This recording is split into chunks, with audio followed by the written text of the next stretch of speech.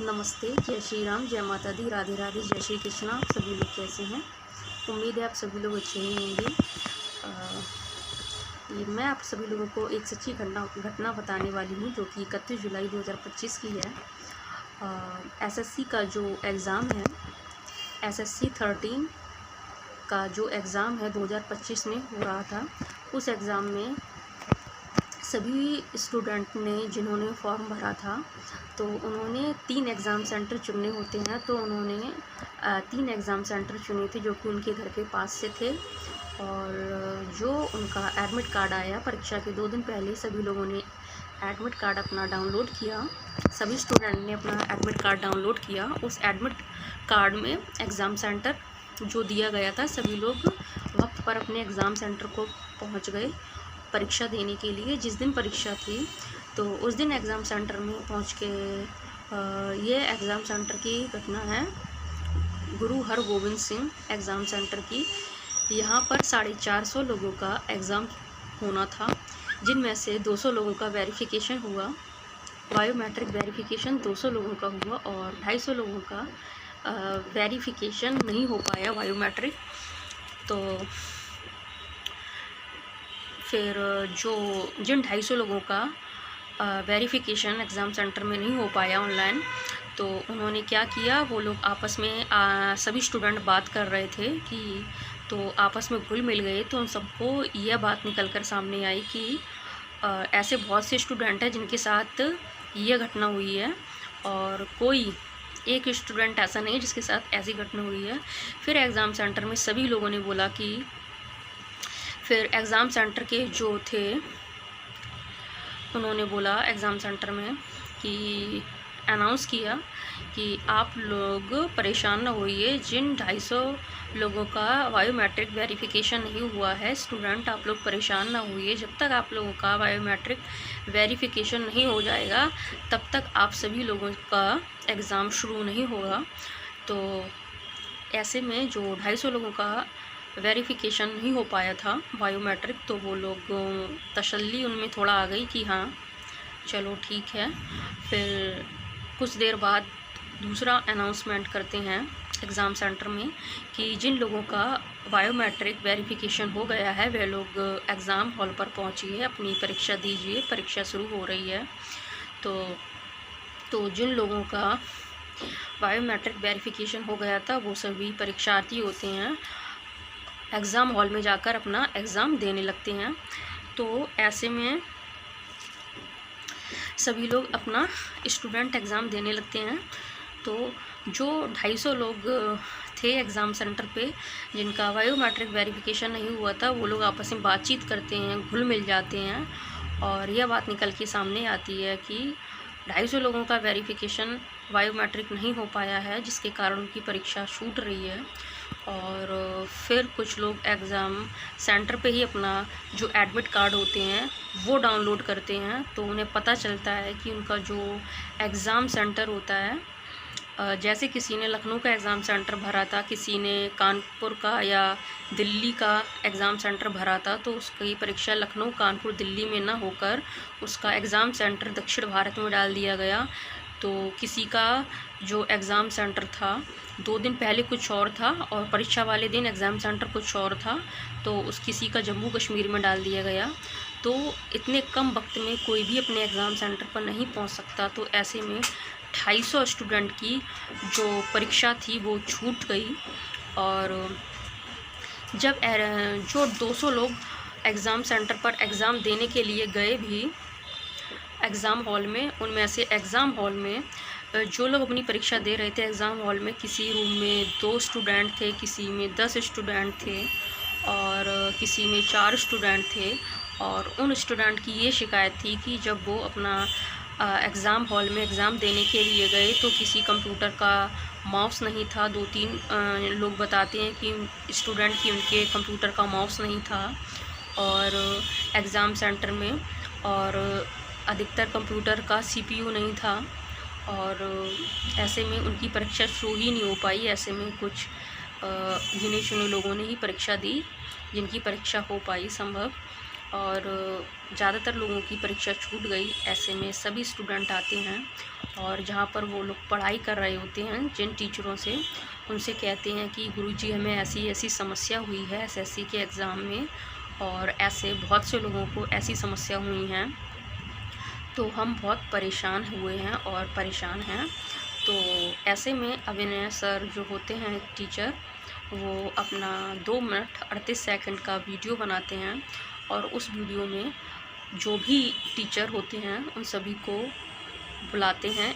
31 जुलाई 2025 को बुलाते हैं कि आप इस मैदान पर आ जाइए और शांतिपूर्ण तरह से हम लोग बैठ के बातचीत करेंगे, धरना करेंगे शांतिपूर्ण तरीके से बैठ के, और जो अपने जो समस्याएं होंगे वो रखेंगे शांतिपूर्ण तरीके से, अपनी जो शिकायत होगी वो रखेंगे। तो ऐसे यही होता है। तो ऐसे में अभिनय सर बुलाती हैं कि नीतू मैम आप आ जाइए, सर आप आ जाइए, और कुछ टीचरों के नाम लेते हैं और देश के सभी टीचरों को इनवाइट करते हैं। तो ऐसे में यही होता है कि जो देश भर के जो टीचर होते हैं सभी इकट्ठा होकर दिल्ली में फलाने मैदान पर पहुंच जाते हैं 31 जुलाई 2025 को, और शांतिपूर्ण तरीके से धरना में बैठे हुए होते हैं। ऐसे में पुलिस आती है और सब टीचरों को उठाती है, डंडे मारती पीटती है और उन्हें घसीटते हुए बस में भर देती है। सभी टीचरों को भरती है। जो भी टीचर बस में चले जाते हैं, और कुछ टीचर होते हैं मौके से भाग जाते हैं। और जब पुलिस टीचरों को बस में भरकर ले जा रही थी, उनमें से बहुत महिला टीचर थीं और वो लोग बोल रही थी कि आप 3 घंटे से दिल्ली में बस को घुमा रहे हो और हमें बाथरूम जाना है, और कुछ महिलाएं बोल रही थी हमें प्यास लग रही है, बहुत समस्या हो रही हैं। तो ऐसे में फिर बस रुकती है 3 - 3.5 घंटे बाद किसी एक पुलिस स्टेशन में। तो वहाँ पर टीचरों को बैठाया जाता है, उनसे पूछताछ की जाती है कि आप कहाँ के हो, कहाँ के रहने वाले हो, कौन हो, आपका घर कहाँ है, आपका पैतृक गाँव कहाँ है। तो पूछताछ की जाती है, उन पे मानसिक दबाव बनाया जाता है टीचरों पे। और कुछ टीचर होते हैं जो धरना स्थल से भाग जाते हैं और जिन्हें पुलिस नहीं पकड़ पाती है, फिर पुलिस के जाने के बाद फिर से धरना शुरू कर देते हैं। तो ऐसे में 8:30 बजे तक टीचरों को पुलिस स्टेशन में बैठाया जाता है रात के, और फिर जैसे तैसे टीचर को छोड़ा जाता है। तो टीचर जाते हैं। तो जो टीचर के साथ मार पिटाई हुई थी, तो कुछ टीचरों के, महिला टीचर थी, उनके हाथ टूटा है, किसी के चोट आई है बहुत, किसी को मारा पीटा गया है जैसे कि उन्होंने बहुत ही भारी अपराध कर दिया हो। तो ऐसी समस्याएं आई हैं। तो ये चीज़ें हैं और बहुत ही बड़ी घटना हुई है ये, जो स्टूडेंट हैं सबने बताया।